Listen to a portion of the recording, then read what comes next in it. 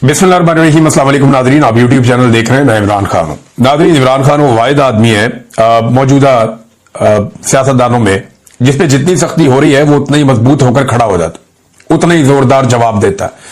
और ये जवाब इमरान खान साहब जो है पाकिस्तान की मिलिट्री एस्टेब्लिशमेंट को देते हैं। अब जो इमरान साहब का जो रिसेंट एक ट्वीट है उसको अगर आप पढ़े तो आपको आइडिया हो जाएगा कि ये तो ऐलान जंग है। ये तो इमरान खान साहब वो बातें कर रहे हैं जो नॉर्मली सियासतदान करने के बारे में सोचते भी नहीं है। पहले आप सुने इमरान खान ने कहा क्या, ये बहुत इंपॉर्टेंट है। इससे आपको आइडिया हो जाएगा कि इमरान खान के साथ हो क्या रहा है और इमरान खान साहब का अपना मूड क्या है। ये जितने लोग कहते हैं ना कि डील शील ये वो, हाँ ये जरूर है कि इमरान खान ये एस्टेब्लिशमेंट के साथ चाहते हैं कि बैठो बात करो निकलो इसमें से, और ये जो आपका गंदा किरदार है इसको बंद करो। फिलहाल ये नजर आ रहा है, लेकिन इमरान खान साहब किसी से भी डील नहीं कर रहे फौज के साथ। डील करने वाला आदमी ऐसी जुबान इस्तेमाल नहीं करता। ये जो लोग कहते हैं ना कि फौज की इमरान खान साहब दोबारा जाके गोद में बैठना चाहते हैं, या जो लोग इस तरह की बातें करते हैं कि जनाब इमरान खान साहब ये चाहते हैं कि फौज उन्हें दोबारा से इक्तदार के अंदर ले आए और उन्हें वही बड़ी सहूलत मिल जाए जैसी उनको माजी में थी, तो ये नहीं है, ये बात ही नहीं है। उसकी वजह ये स्टेटमेंट है। इस तरह की स्टेटमेंट देने वाला आदमी कभी भी दोबारा, ऐसा नहीं है कि वो फौज से सहूलतकारी चाह रहा हो। ये स्टेटमेंट वो आदमी देता है जो ये चाह रहा हो कि निकलो बीच में से, यानी मेरा मुल्क है मैं चला लूंगा भाई, हम मुल्क के मालिक हैं, तुम जबरदस्ती आके तुमने हर चीज पे कब्जा किया हो। तो ये इस तरह की सोच वाला आदमी ये बात कर सकता है। अब जरा ये देखें आप, पाकिस्तान में इस वक्त मार्शल नहीं आसिम लॉ नाफिज है। ये डील करने वाला बंदा ये बात करता है। इमरान खान साहब के अपने ट्विटर हैंडल से ये लिखा गया है, मुल्क में आसिम मुनीर का कानून चल रहा है और आईएसआई उसे तहफ्फुज दे रही है। जो चीज आसिम मुनीर को ताकत देती है वो इस मुल्क का कानून बन जाता है। आसिम मुनीर अपनी ताकत के लिए मुल्क की हर चीज की कुर्बानी देगा। ये आर्मी चीफ फौज की बदनामी करवा रहा है जैसा कि याया खान ने किया था। कैटेगोरिकली इमरान खान साहब ने कह दिया कि जो मौजूदा पाकिस्तान का field marshal army chief Asim Munir साहब है, इमरान खान साहब ने क्लियर कर दिया कि ये एग्जैक्टली याया खान ने जैसे फौज की बदनामी करवाई थी वैसे ही ये वाला आर्मी चीफ भी फौज की बदनामी करवा रहा है।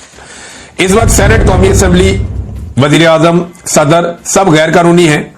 एक जाली आईनी अदालत बनाकर हमारी नशिस्तें कम की गई हैं, जो तारीख में कभी नहीं हुआ कि एक जमात की नशिस्तें किसी और को दे दी जाए। वो आईनी अदालतें जिनमें इंसाफ मिलना चाहिए था, आज वहां आसिम मुनीर ने अपने जाती नौकर बिठा रखे हैं। सिकंदर सुल्तान राजा ने तारीखी इलेक्शन फ्रॉड किया है और उसे तौसीह देकर इस धांधली को तहफ्फुज दिया गया। इस्लामाबाद हाई कोर्ट के जज 7 माह से मेरी अपीलें नहीं सुन रहा क्योंकि इसे भी हदायत आसिम मुनीर से मिल रही हैं। इस वक्त मुल्क में आसिम मुनीर का कानून है जैसे पाकिस्तान इसकी जाती मलकियत हो। मुल्क में अदलिया इदारे और जमहूरियत को मुनज़्ज़म तरीके से तबाह किया गया है। मिलिट्री कोर्ट्स को कानूनी करार दिया गया और यह इकदाम दरअसल अदलिया की जानिब से खुद अपने ऊपर अदम एतमाद है। मेरी अहलिया बुशरा बीबी को बतौर हथियार इस्तेमाल करके मुझे तोड़ने की कोशिश की जा रही है, लेकिन मैं ये वाज़ेह कर दूं, मैं मर जाऊंगा मगर कभी आसिम मुनीर की बादशाहत को तस्लीम नहीं करूंगा। मामला आसिम मुनीर का और इमरान खान का है जो इस ट्वीट से साबित हो रहा है। और ये मैं पहले भी कई दफा कह चुका हूं, हम ऑफ द रिकॉर्ड भी सहाफी आपस में बात करते हैं तो बात ये करते हैं कि एक आसिम मुनीर है, एक इमरान खान है, एक पाकिस्तान का सबसे बड़ा लीडर है और एक पाकिस्तान के सबसे ताकतवर ओहदे में बैठा हुआ शख्स है। तो लड़ाई इनके बीच में चल रही है। ये बाकी सारे तो भेड़ बकरियां हैं बीच में, ये बाकी सारे तो लटरम पटरम है।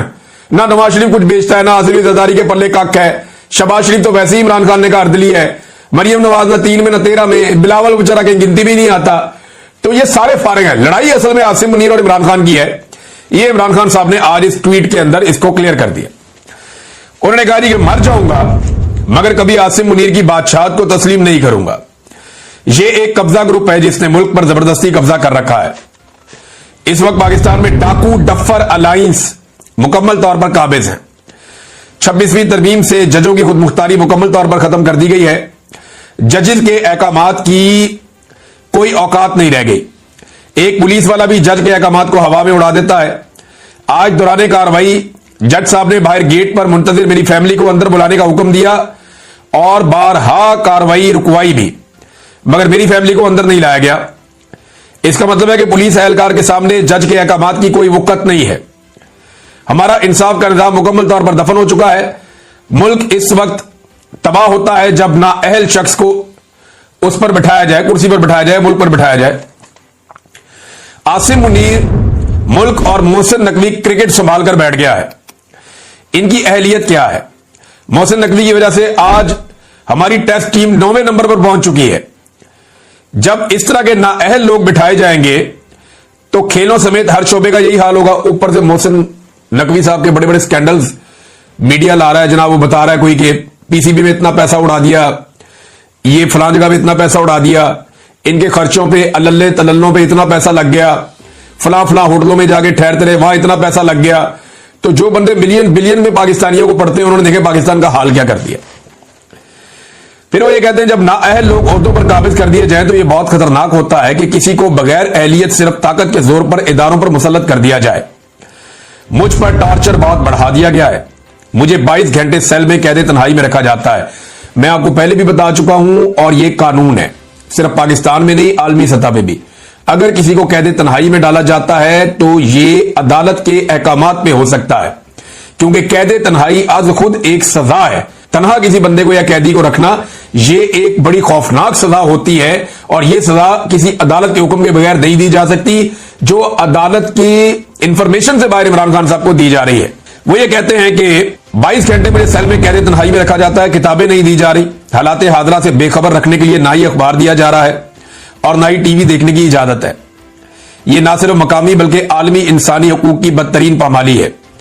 आज जज के हुक्म पर 3 घंटे के बाद फकत एक किताब मुझे मुहैया की गई है, जबकि मेरी फैमिली ने गुज़िश्ता 1.5 माह के दौरान कम से कम 2 दर्जन किताबें भिजवाई हैं। जब से जेल सुपरिटेंडेंट गफूर अंजुम आया है, मुझ पर टॉर्चर बहुत बढ़ा दिया गया है। यह तमाम टॉर्चर इसकी सरबराही में किया जा रहा है। हम पाकिस्तान में अमन चाहते हैं। पाकिस्तान में इस वक्त जो भी अमन के साथ खड़ा है, अमन मार्च कर रहा है, हमें इसके साथ भरपूर यकजहती दिखानी चाहिए। आज 7 माह हो गए मुझे अपने बच्चों से बात नहीं करने दी गई है। यह उनका हक है कि वो अदालत में जाएं और मैंने खुद अपने बेटों को कहा है कि वो इंसानी हकूक की बुनियाद पर आलमी अदालत से रुजू करें। वो अमेरिका में किसी से मदद नहीं मांग रहे, बल्कि अपने हकूक के लिए आवाज बुलंद कर रहे हैं। जब सदर ट्रंप की हुकूमत आई तब भी मैंने यही कहा था कि पाकिस्तान के फैसले पाकिस्तान में होंगे। ये बात मैं भी आपको बार बार कहता रहा हूं कि ये जरूर एक हुकूमत आई है और उसने दावा भी किया कि जनाब हम ये खत लिखने लगे हैं या हम वो फोन कर रहे हैं या हमने पैगाम पहुंचा दिया है, और ये चीजें उन्होंने ओवरसीज पाकिस्तानियों को, बड़े इंपॉर्टेंट और बड़े मोतबर लोग हैं जिनको बताई और उन्होंने वो चीजें शेयर भी की। लेकिन उसके बाद पाकिस्तान की हुकूमत ने अच्छी डील मारी अमेरिका के साथ और बहुत सारा कुछ गिरवी रख के तो अपना गला छुड़वा लिया अमेरिका से कि जी इमरान खान को हमें अंदर रखने दें, हमारी मादनियात चाहिए आपको देंगे, हमारे कोई आपको मौकिफ चाहिए वो आपको देंगे, आपके मुताबिक अपनी खारजा पॉलिसी बनाएंगे। अब्राहम अकॉर्ड की बात ये सारे करते रहते हैं। मैं आगे चल के आपको बताता हूं कि एक्चुअली ये क्या चीजें अमेरिका के साथ तय कर रहे हैं।